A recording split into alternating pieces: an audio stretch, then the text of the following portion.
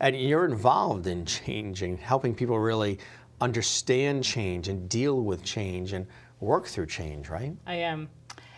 And change is a really interesting thing because to the brain, change means loss or death.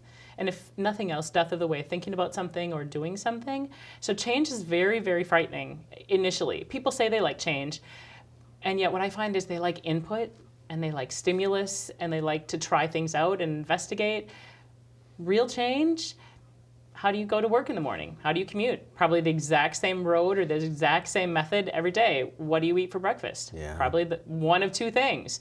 What restaurants do you eat in? Very, very similar, the things that we actually do. So people have a real challenge getting out of their comfort zone and realizing that they can. And a lot of the times the comfort zone is a mindset. We really create mental prisons for ourselves, and people need to be taught really how to think differently and that they can think differently, that they're Right. not constricted by this voice in the head and what's going on in their heads. That could be very different. And then nothing happens typically is because we have to change the thought process. If we don't really get into the thought process of how to make the change and really to try it on and practice it, I mean, you can't learn to be a professional golfer from a book.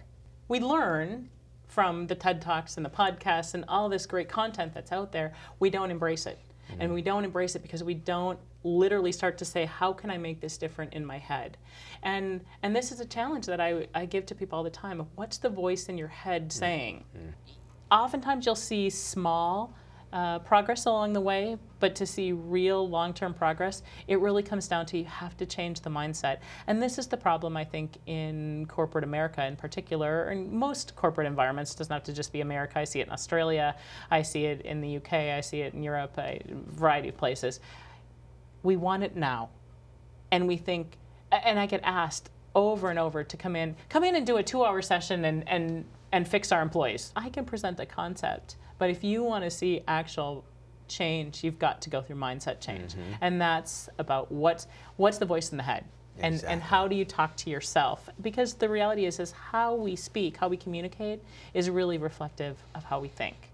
So it's a real interesting thing, how we communicate with people and interact with people, and whether they actually inspire us and support us or they constrict us.